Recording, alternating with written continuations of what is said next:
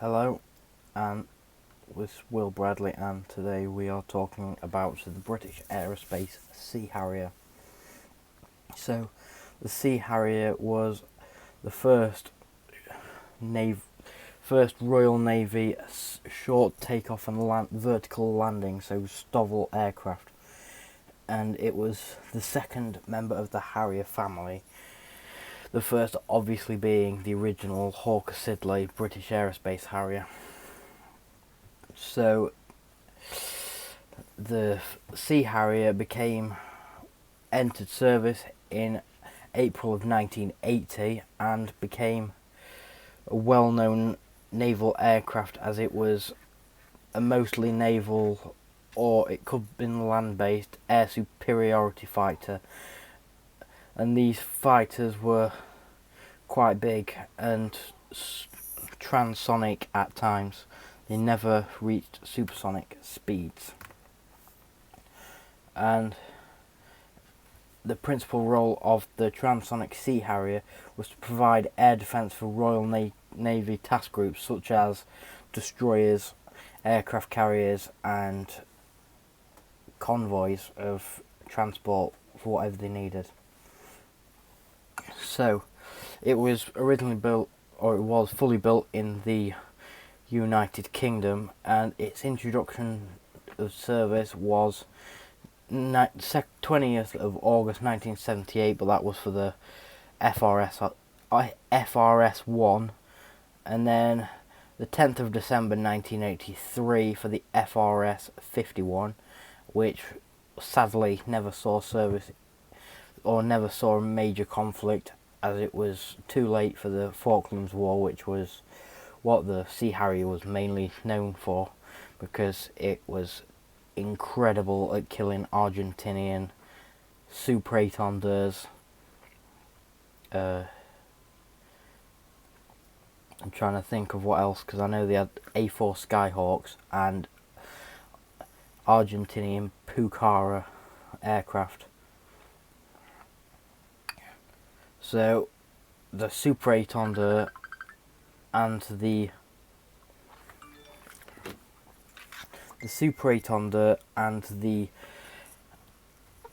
A4 Skyhawk were the main sort of fighters against the Harrier, because they could get up to pretty much similar speeds. But the Sea Harrier, I've got an example here. The Sea Harrier has a longer nose where it houses a greater and more powerful interception radar, and this was great for locating targets such as the A4 and the Super 8-ondeur, because they were the main things. The Pucara was a twin turboprop aircraft which just didn't hold up to the standards of the A4. The Pucara is just not a very good aircraft, but it did have one thing going for it. It couldn't be picked up against Sidewinder missiles, which was the AIM-9 Sidewinder, which was the Sea Harrier's main weapon of choice at the time. So luckily the Harrier learnt from the F4 Phantom's mistakes of not carrying any air-to-air machine guns or any guns, because the Phantom had a big problem. It only had missiles going for it. There was no cannons or anything. But the Harrier mounted two pods underneath it. So as you can see here, under the main fuselage, here and here, these would have housed two Vulcan cannons, which were deadly at killing Pucaras in close range. Because it's got a turboprop engine, it meant that the AIM-9s couldn't lock onto the heat signature, because it hardly had one, because it was a propeller driven aircraft. So it was hard to kill in that regard, but it didn't pose much of a threat, because the Harrier was faster, more manoeuvrable than the Pucara. The Superentender and the A4 Skyhawk were deadly allies or deadly enemies, sorry, not allies, because they could keep up with the Harrier, and they also carried A4 Skyhawks, not A4 Skyhawks, A9 Sidewinders,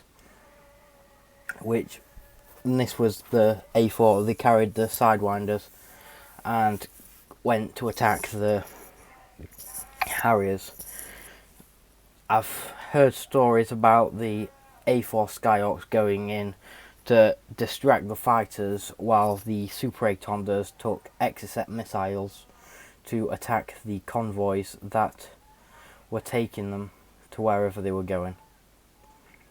But that's all we've got about the Harrier for now.